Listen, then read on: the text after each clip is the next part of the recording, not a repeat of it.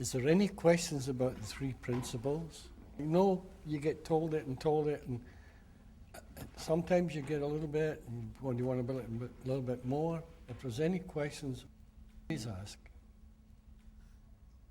Listen. If you wouldn't mind just to speak about the principles.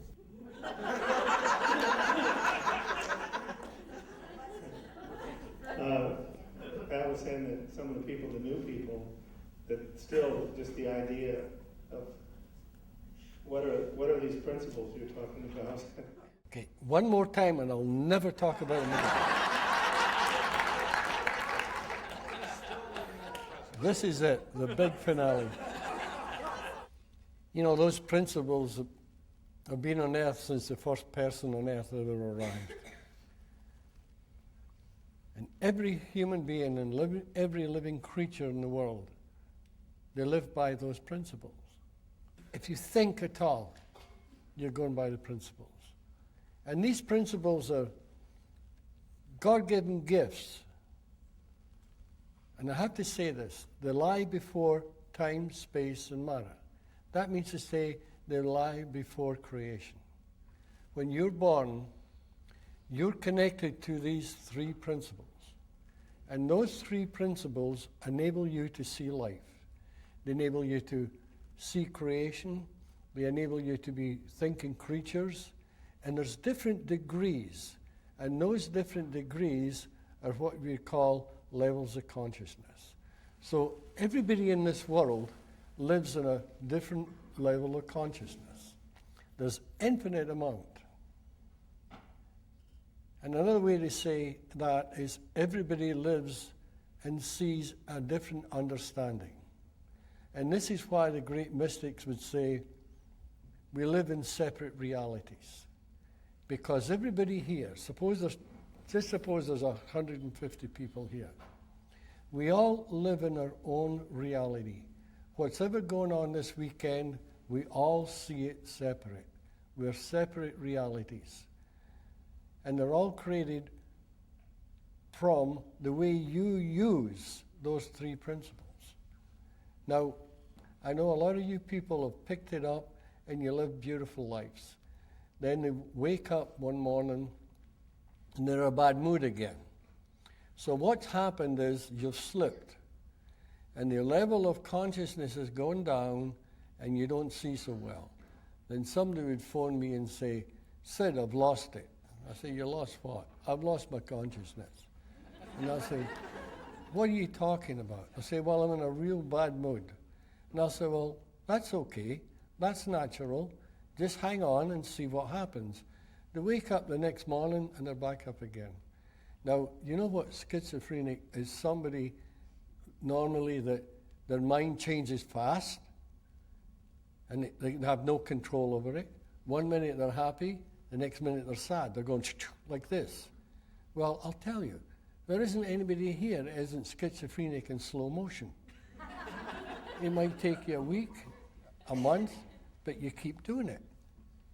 Your mood change. And your mood change is dependent how you're using those three principles. Because these three principles, they create your reality. As I say, this is why the great mystics talk about separate realities. We all live in our own world. We all paint the picture that we see by our own thought system. It's that simple. But those three principles, you can't really explain it. I'm just talking in metaphors here. Because those three principles, when they're in the purity, before you've used them, where they are before time, space, and matter, purity of mind is pure love. Purity of consciousness is pure love. Purity of thought is pure love. Now we come along and with our own free will, we start to use those principles. But we contaminate our life because we use them differently. Sometimes we use them for greed, sometimes for jealousy, envy. It's all different things that change this mood change. I mean, you have to see they're connected. And we can't live without them, because without any one of them, you wouldn't even be here. You wouldn't see creation. They are the ones that create the world we live in. And you are the ones that paint the picture of the world you create. It's that simple. I know it sounds complicated, but if you really look at it, it's a world of thought. From the cradle to the grave, this entire experience that you're going through in life is a psychological experience. It's all psychological. This is why when I found this, I thought this has to go to psychology, because it's the secret to all psychological experience here in life. And I thought, wow, how simple. I'm going to go up to the first psychologist I see and I'm going to tell him. And the first one I did tell, woo, it was just like this. They had no idea what I was talking about. Take your emotions. Could you have emotions without the three principles? Could you have anger without the principles? Could you have desire, anxieties, fear, love, hate? No matter what it is in this world, it stems from the three principles. And if anybody else ever says there's more than three principles, whatever they say, I can guarantee they're offshoots from the principles. And if you take an offshoot from the principle, it is not the principle, because the principles can never be dissected, they can never be separated, because they have no form. How can you possibly dissect something that doesn't have a form? Now you go into a bookstore and you probably find a book an inch thick, 2 inches thick, and it's all about consciousness. Now I've had people say to me, there are people who've been talking about consciousness for years, and it's true. You walk into a bookstore and you can find one 2 inches thick, and it's all about consciousness. But it isn't. It's what we do with our consciousness. You can go into the store and find something about mind, and it's an inch thick. But it's not about mind. It's what we do with our mind. You can go into the bookstore and get another one on thoughts. Again, it's not the principle of thought, it's what we do with our thought. So all those things are just byproducts of how we use the principles. But to find the honest-to-God answer, you have to see the power in those principles. It's that simple. As you start to pick up the three principles yourself, and you pick up your own wisdom, you're not picking up what Bill's saying, or I'm saying, or anybody else is saying. It's your own wisdom. And the more you get this, the more self-esteem, the more pride you have in yourself, the more honor you have of being a doctor. And this is an incredible feeling, because I know a lot of doctors are they're not even proud of being one. It's just because they feel the way they feel. And it's innocently how they feel. But once they start to see the three principles, and they see their patients wake up and get new lives, they have this great pride in their profession. I know if I was a doctor, I'd be as proud as punch. I really would. And that makes a lot of difference to the life of the practitioner. Changes his life completely, in every single way.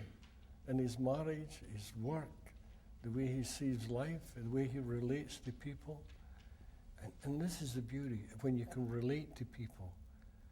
And once you see this, I really mean this, no matter if it's a tinker, tailor, soldier, sailor, a queen or a beggar, you treat everybody the same, because everybody is the same. Inside, you're no different from the Queen of England or anybody else. Inside, you're the same.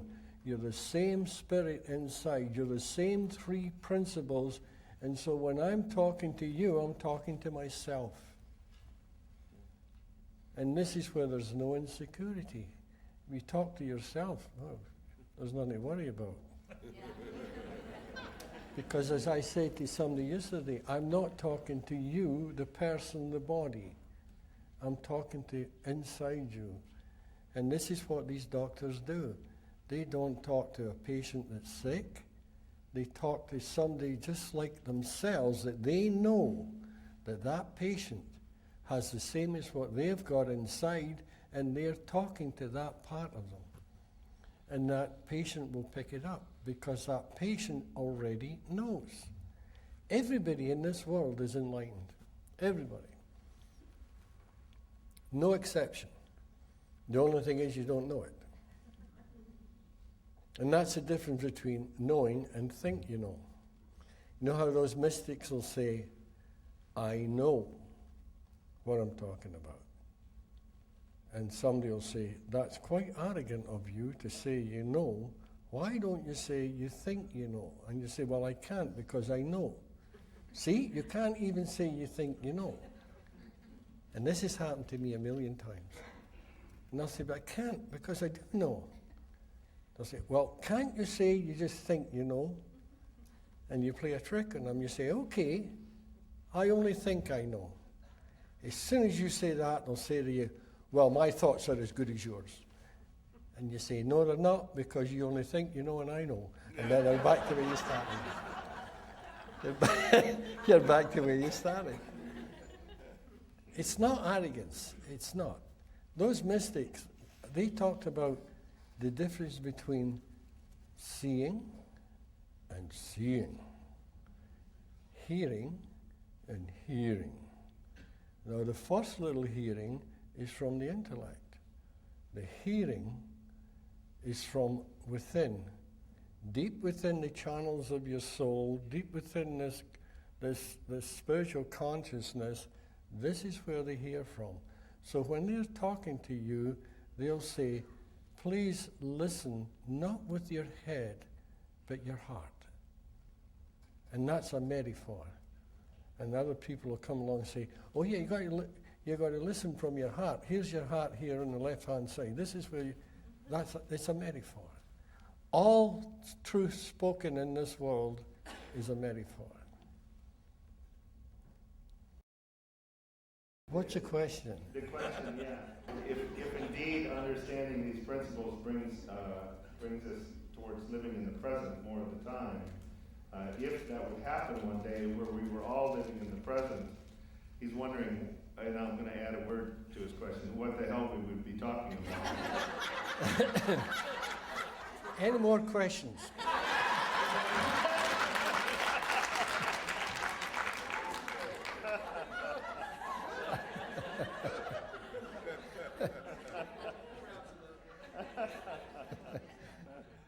Now, if everybody was living in the now, there'd be a lot more mental health.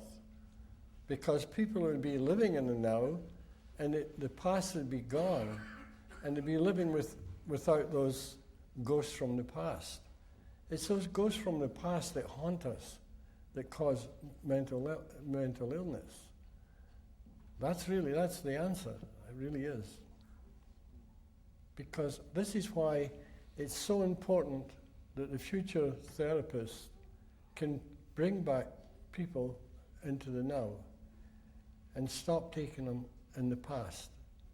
Because you never in a million years will you help anybody by going back into the past, back into their old problems and talking about problems, because when you keep talking about problems, you're keeping it alive.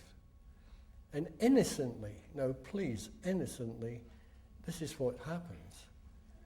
So the new therapists who are working from the principles will ignore the past and bring the people back into the present and let them see without those ghosts that are haunting them. And this is where mental health lies. It lies in the now. This is why all those great mystics from the past, they've always put so much importance on the now. Because only now exists. And if you can live in the now, you'd see with clarity. You'd see with everything that's really happening now. And your mind would be clear. You know how I said yesterday, the mind is a biological computer. Now, if you put a lot of nonsense into your computer, then that's all that can come out. Before I had this experience, I was an extremely insecure person. I was frightened of life. This little boy that grew up in Scotland was tarnished. It doesn't matter what with or why, but he was tarnished. He was insecure. He was frightened. He grows up into a man, he's still insecure and frightened because I was working from an old program. Now, if I had gone into a therapist, they would have said, oh, that's a good program. It's an old one. It's a goodie. We'll keep it. We'll keep it alive. But when I woke up, I thought to myself, hey, this program's old because I think I'm insecure. I think I'm frightened of life. And all of a sudden I realized all it was thought. So I take my old program and I dump it. And what's left is this new program, and I know my new program, like my old, is created from my thoughts. But now I have clear thoughts because it's untarnished. Now, I had told Judy all about my memories in Scotland. So one day we said, let's go back to Scotland.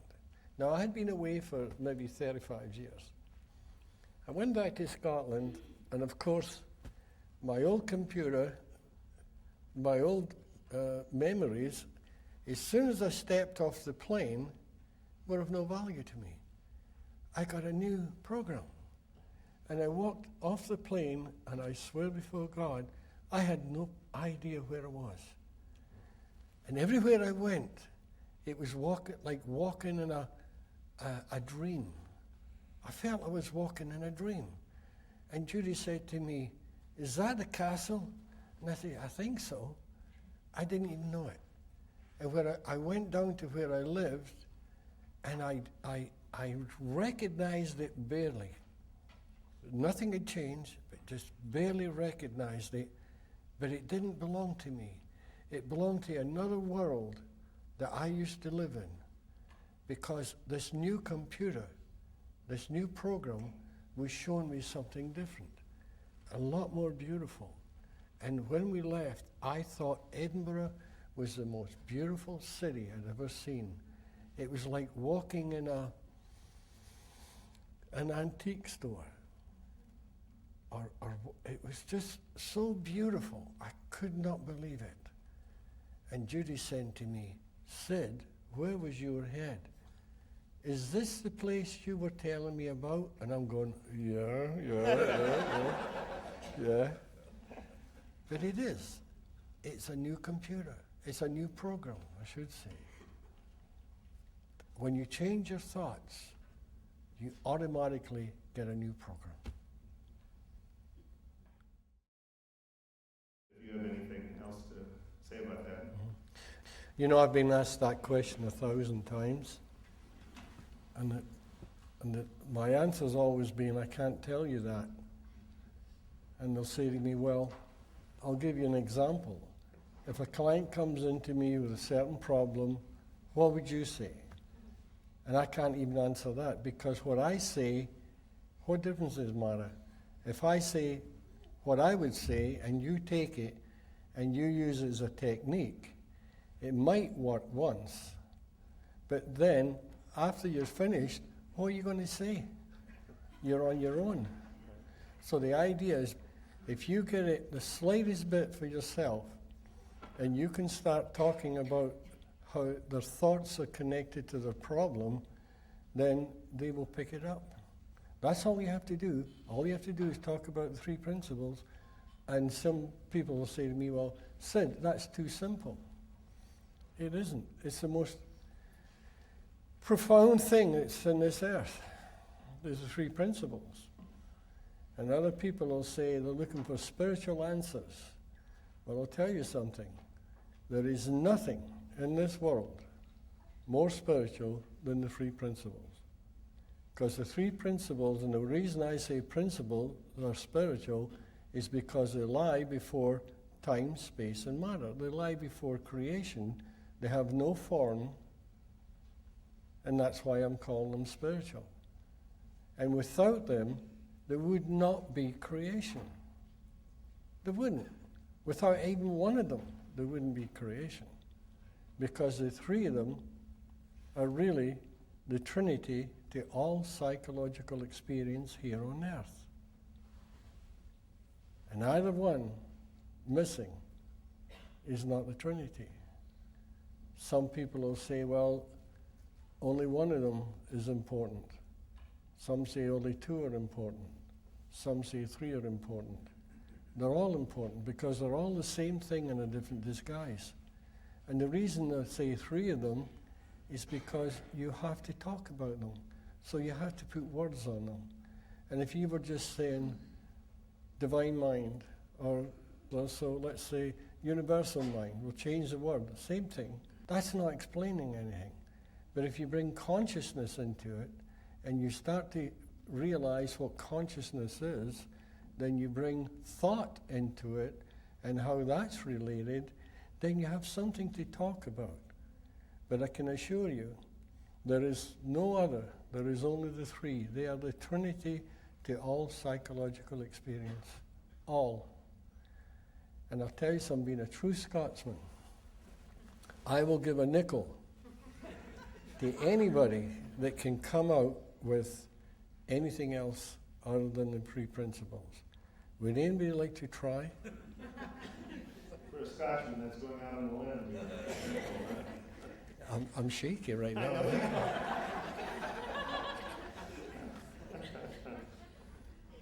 I'd say to you, start talking and look yourself how we use our thoughts. And if you start talking to your client about their thoughts, and you know what happens? You get more hope because you see the magic in them. And once you see the magic in them, it gives you hope, it inspires you, then you look deeper, then you go deeper, then you start finding it for yourself automatically without thinking. You start talking to your clients about their consciousness and their thoughts. And here's where the magic happens. They just change. There's no technique. If anybody in this world says to you, I have a technique that works with the three principles, they are not talking the three principles. Technique is it's a never, never land. It's a placebo. And they might think that they've found something, but when they go home, they haven't. It's just a placebo, and it dies away. But if they can see how their thoughts are related to their behavior and the way they think, again, the magic appears, and they find the wellness of health. All my heart, I hope you try it. Just try it, just for it doesn't cost you anything. Just try it. Start talking about the thoughts. And between you and the client, the both of you might have the greatest conversation you've ever had in your life. No matter how bad your client is, as long as the client can listen. All the other doctors and therapists in here, they've all experienced this. And I'll bet you every one of them would tell you the first time it ever happened, they were flabbergasted.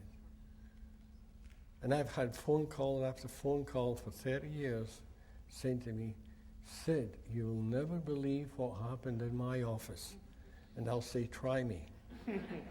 And they'll say, well, this client, after 20 years, I just said to him or her something about their thoughts, and they woke up.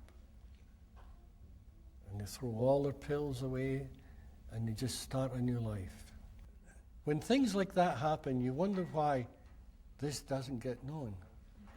And somebody said to me yesterday, this is the biggest secret ever known. How come I never knew about this? So I was talking to Bob this morning, and we thought, well, the way to do that is we should say, don't tell anybody. Do you know how nobody can keep a secret?